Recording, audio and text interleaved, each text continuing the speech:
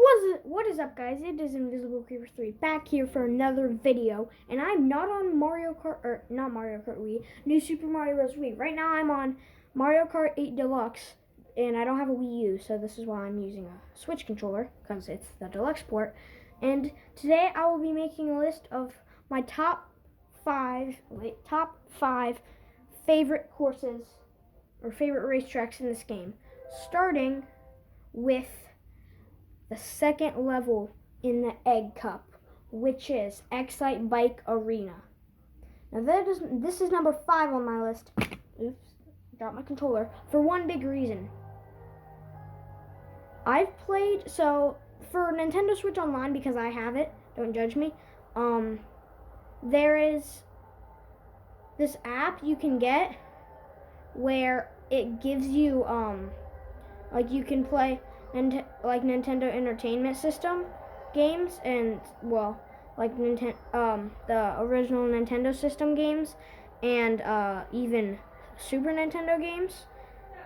And Excitebike was one of the original NES games, so I played that a lot, and I really liked the game, but that's not the main reason why I put it at number 5. Get wrecked, kid.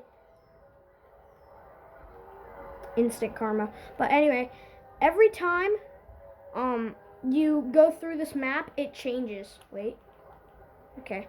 And that's the thing I really like about it. Although it's not like so cool, it's just like a giant loop. It still is a really interesting map.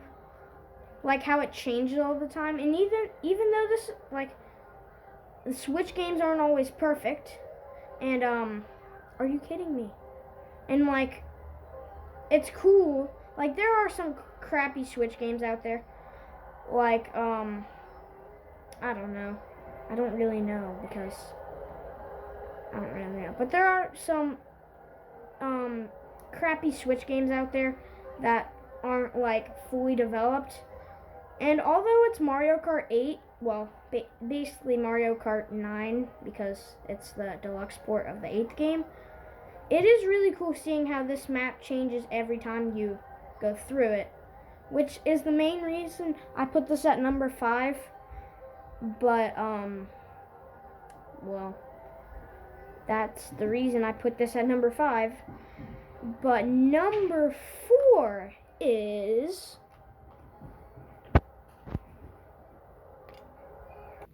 Tick Tock Clock is number 4 on the list.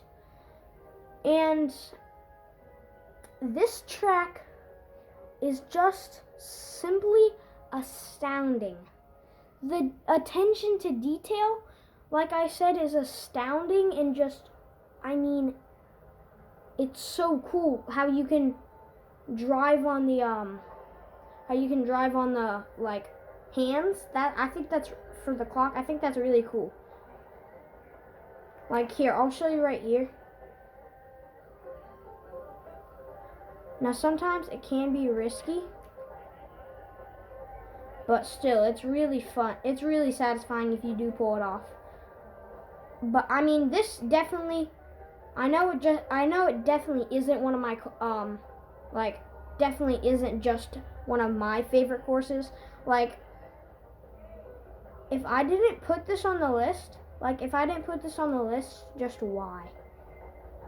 Because I like the course, you guys like the course. Doesn't, like, everyone like the course? I mean, it's a clock.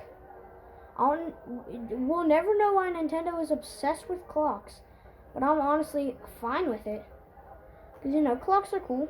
They tell you the time. They tell you how much hours you've wasted on Nintendo games. That's fine. And let's just talk about the design of the course. Look on the map and ignore, like, all the icons. Isn't it just so weird? I mean, I don't even know how to explain what it looks like. It looks like, I don't even know. It looks like an infinite sign made by a 5-year-old. Why did that blue shell hit me? I'm not even in frickin' first place. But whatever, that's not the point. This TikTok clock is number 4 on the list, but number 3 is, well, number 3, and what I think is a little better than TikTok clock, which is Music Park is number 3 on the list. Okay, let's talk about Music Park for a second. You got giant music notes jumping up and down. Look, you see them? Hi. This track is amazing.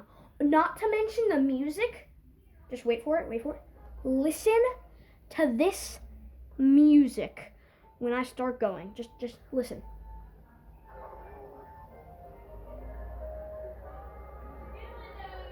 Is that not the best music ever?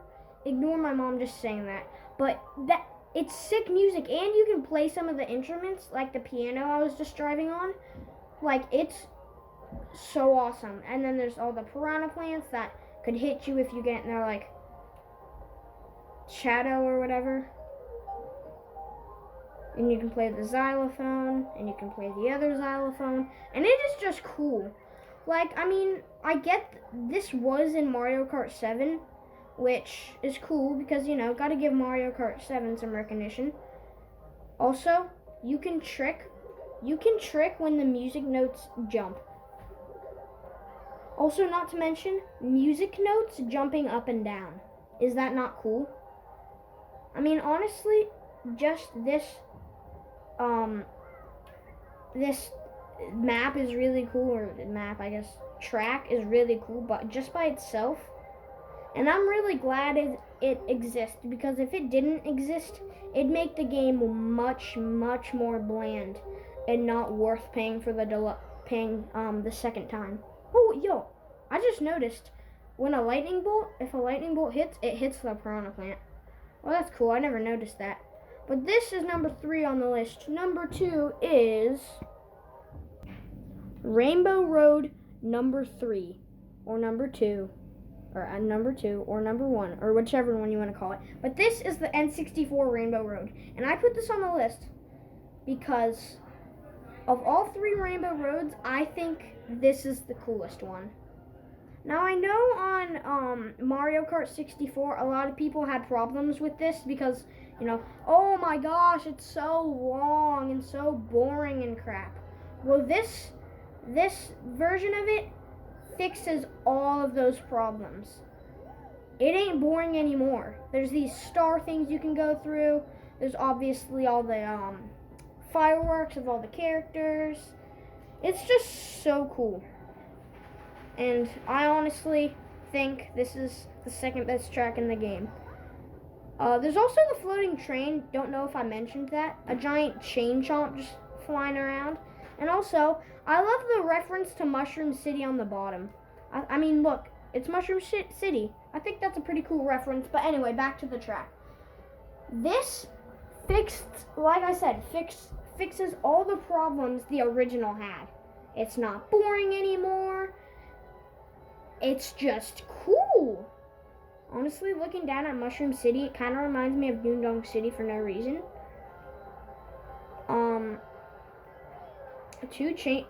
Total like 3 chain chomps, which is nice. That's why I put this track on number 2, but number 1. What I think the best track in Mario Kart 8 Deluxe is, drumroll please.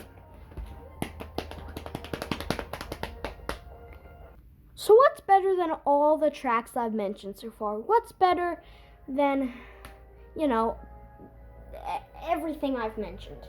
Well, the answer is Electrodome. Now, some of you might not agree with me, but I think this is the best track in the game. Not only because it's super cool, but it is also my favorite track in the game. So you start out with a gliding section, and you climb up these stairs, and then you go into an anti-gravity section where this part like follows your tracks, which I think is pretty cool. And then you go on for a while, and then there's this split path section where you can go on the green or on the pink. And then there's this part where your screen gets all like, I don't even know what you call that. But anyway, you go back on the split paths, and you go down this staircase thing that makes music, and then you hit the glider, go up these stairs with some musical piranha plants, and then you are at the finish line, and you just keep going 3 times. Now, let me convince you why this track is super cool. So we've all had that time in our life where we just want to be a DJ or like a musician, and you know, we're asking our parents for like an electrical drum set or something like that. And you know, we're just feeling like we want a band when we grow up. This track makes me feel like that. I mean, kind of, but you get what I mean. I just think this track is so cool, and like I said with Music Park, if this track wasn't included, the game would just be even more bland. I mean, it's the same as Mario Kart 8, just with like all the DLC included without having to pay and stuff. But that was my list of my top 5 favorite tracks in